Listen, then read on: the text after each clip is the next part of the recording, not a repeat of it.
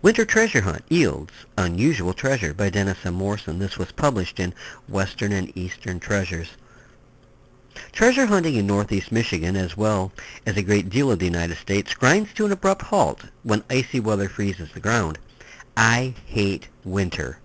I love treasure hunting. Last year I was determined to kill the winter doldrums and do some hunting while the snow was flying. And guess what? I found a way. I live not too far from where my father was born back in 1914. It is an old house, now long since abandoned and quickly falling into a state of decay, unfortunately. Nonetheless, because it was built by my great-uncle for my grandparents, I had a strong desire to hunt through the place. The home is located in Gustin Township, Michigan, and it's made of cement blocks to which cling flakes of white paint. It is barn-shaped and has 2 stories. However, it is in the basement of the house that my story gets interesting. For many reasons, I wish that my dad were still alive. One of the reasons, though, is that he might be able to shed some light on the no less than weird little catch that I happened upon. No one seems to know where the relics came from or why they were hidden away. But enough, let me tell you about this, a most unique find. I decided that I wanted to treasure hunt this old family home. It was no longer in the family, however, so the first thing I did was to call the current owner, a Mr. Collins, to seek out permission for my hunt. Without hesitation, he gave his consent with but one condition. If I found a hoard of gold, it was his. But knowing my family's past, I knew there wasn't likely to be any gold, copper, brass, lead, or anything of great value monetarily. Kathy, my wife, bought some new, ex-wife now, thank God, bought some new batteries for my metal detector, and then we waited for the stormiest day of the winter to arrive, and I figured it would be then that we would most likely need our spirits to be lifted by a treasure hunt, and that day came soon enough. The snow was flying, and the wind was causing drifts in our driveway, and we decided that before we got snowed in, the time was right then and there. We bundled up our son Dennis, grabbed the metal detector, and piled into our small van. The roads to the old house, now way back in Mr. Collins' pasture, were nothing less than treacherous. Once there, we pulled up our coats about our faces and headed out across the windswept field, finally taking shelter in a slightly enclosed porch. The trip from the van to the house seemed to take forever, and Dennis's cheeks were bright red from the cold wind. Kathy's main concern at that moment was tending to Dennis. Looking back, any number of bad things could have happened, but seeing the old fireplace in the living room, we tore apart some vintage packing crates and started a fire by which Dennis was warmed. Some smoke filtered into the room, but not too much, as the chimney was pretty much fully functional. As Kathy and Dennis decided to soak up the warmth, I went off on my hunt. With metal detector in hand, I headed for the stairway to the second floor. I paused for just a moment to reflect on all my ancestors who on just such afternoons had sat around that very fireplace, and I thought they would be happy that we were there. Now, I suppose the metal detector was a bad idea. It was forever signaling over nails and tacks as I scuffed around the second floor. In fact, I turned it off, settling for finding old newspapers behind the wallpaper that was peeling off. I was encouraged by finding old comic strips to add to my collection. By the time I finished upstairs, I was really rather discouraged. I joined Kathy and Dennis by the fire, and she consoled me with a pat on the back. "You didn't expect to find gold, did you?" she asked.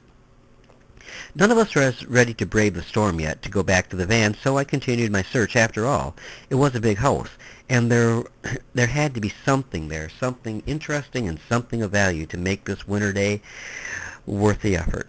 And after about an hour and a half, I opened the door to the basement. The steps were precarious, to say the least. Very carefully I edged my way down. What I saw before me at the base of the steps did not make me feel treasure was to be found.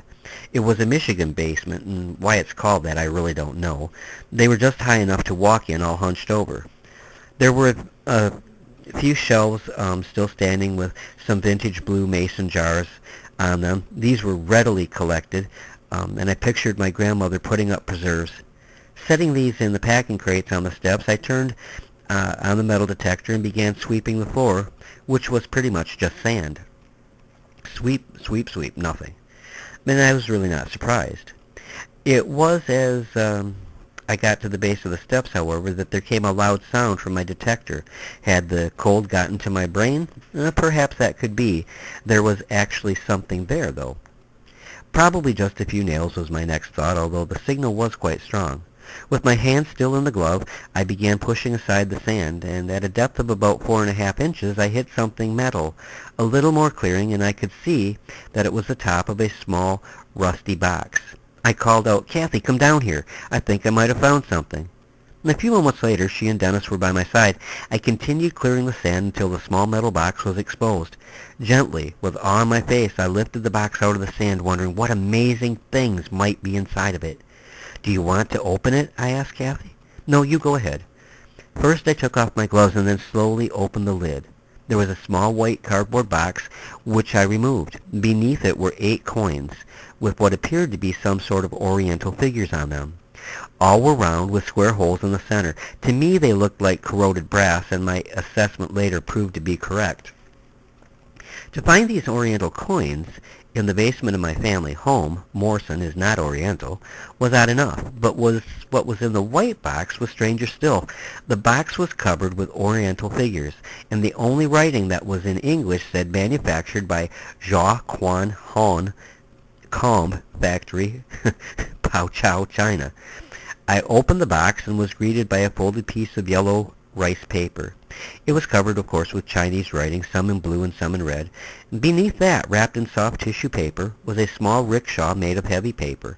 The passenger of the rickshaw boy made me stand up straight from laughing so hard, in fact, that I cracked my head hard on the hand-hewn beam and was happy I had my winter cap on. What was so funny? The figures were both formed out of insect parts. I kid you not. Here was a little rickshaw boy and passenger, and they were all made out of the parts of bugs that had been glued together. Once I saw that, I was all right, and Kathy and Dennis joined into the laughter. It might not be worth a fortune, but I was happy, and I found a cache of something that I never in my wildest imagination could have dreamed of finding. At first I was amazed that the fragile articles in the box had withstood being buried underground in the metal box. However, the sand under the house was bone dry and probably aided in their preservation. To this day, I have not found out what the writing on the paper means, but I would love to. Perhaps it would unlock some of the mystery to me, but I'll never find out which of my relatives buried these unusual items, nor why. One thing is for certain. This is one treasure hunting expedition that I will never forget.